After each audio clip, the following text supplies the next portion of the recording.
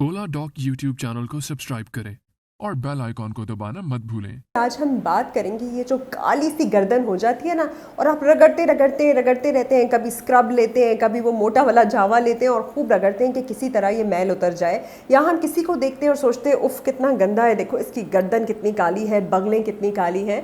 तो आपने ये समझना है कि ये मैल नहीं होता और इसको रगड़ना नहीं होता। इसके बहुत सारे और कॉजेज़ होते हैं और स्पेशली एक बहुत बड़ा कॉज जो है वो मोटापा, ओबेसिटी या मेटाबॉलिक सिंड्रोम होता है। मेटाबॉलिक सिंड्रोम में आपका पेट भी बढ़ जाता है, इंसुलिन रेजिस्टेंट आप हो जाते हैं और साथ एकैंथोसिस नाइग्रिकन्स या आपकी गर्दन बड़ी सी काली हो जाती है।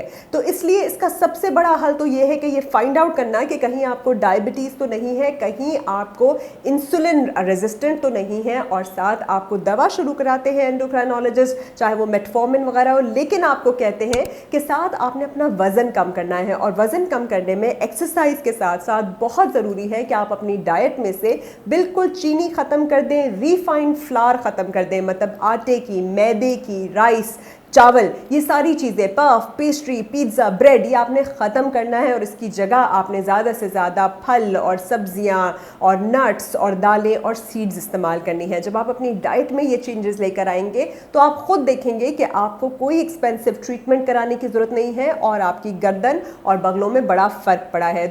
पाकिस्तान के टॉप डॉक्टर्स के साथ अपॉइंटमेंट बुक करें, वो भी पेशेंट फीडबैक देखते हुए।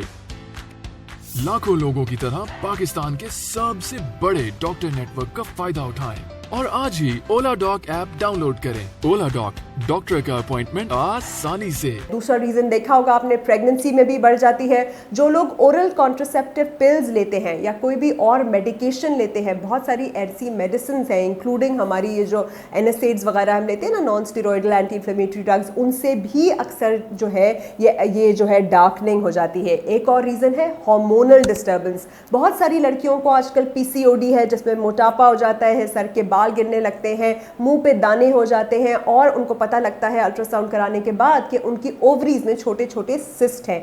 उनके अंदर भी बहुत ज़्यादा कॉमन है ये डार्कनिंग, और उसके लिए बड़ा ही ज़रूरी है कि गायनेकोलॉजिस्ट के पास जाके पहले अपना हार्मोनल कंट्रोल कराया जाए। हार्मोन जब आपके बैलेंस हो जाएंगे तो ऑटोमेटिकली आपकी ये डार्कनिंग जो है वो सही हो जाएगी। कुशिंग सिंड्रोम, जिसमें आपका कॉर्टिजोल ज़्यादा हो जाता है, फेस जो है वो बिल्कुल मून जैसा, चांद जैसा हो जाता है, जो कि इतना पसंद नहीं किया जाता, और साथ स्ट्राई हो जाते हैं, पेट के ऊपर ऐसे ऐसे लाइनें आ जाती हैं लाल, उसमें भी ये जो है ये डार्कनिंग बहुत नुमाया हो जाती है। तो हर डार्कनिंग मैल नहीं होती, हिकारत से मत देखिए, उसको खुद से मत रगड़िए, क्योंकि आप जितना रगड़ेंगे वो उतना और बिगड़ेगी। एक और रीज़न ये होता है कि आपने कॉन्स्टेंटली कोई ऐसी चेन पहनी हुई है जिससे कि आपको कॉन्टैक्ट डर्मेटाइटिस हो रहा है, जो रिएक्ट कर रही है, जिसकी वजह से इन्फ्लेमेशन या सोजिश होती है और फिर वो जाके काली हो जाती है। या ऐसा कॉलर है खुरदरा सा जो बार बार जो है फ्रिक्शन कॉज करता है, मतलब एक चीज़ पे जहाँ पे हिलेगी ना चीज़, बहुत ज़्यादा रगड़ खाएगी तो वो भी काली हो जाएगी। तो एक तो इस जगह को बिल्कुल फ्री रखिए,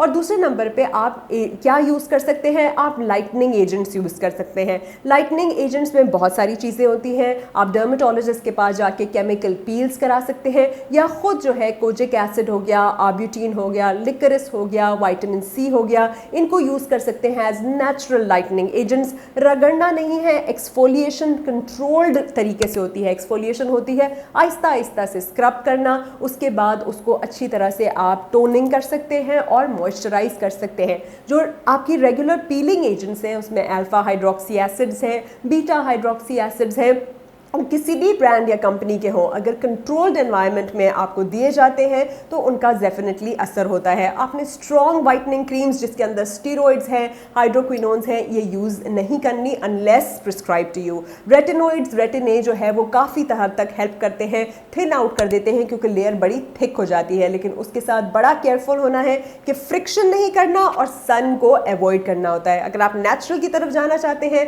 तो आपका दूध हो गया, दही हो गया, आलू हो गया, चावल का आटा हो गया, ग्राम फ्लावर जो आपका बेसन हो गया, साथ हल्दी हो गया, ये सारी चीज़ें भी नेचुरल वाइटनिंग एजेंट्स हैं। इनके मास्क आप बना के लगा सकते हैं। लेकिन की क्या है, की ये है कि रगड़ना नहीं है, सिर्फ वाइटनिंग प्रोसीजर्स के ऊपर गौर नहीं करना, बल्कि जो कोर इशू है वो इंसुलिन रेजिस्टेंस है, उसको फाइट करनी है। उसके लिए अपनी डाइट में चेंजेस लेकर आइए, एक्सरसाइज कीजिए, और फिर आइंदा आपकी गर्दन कभी भी काली नहीं होगी। Thank you.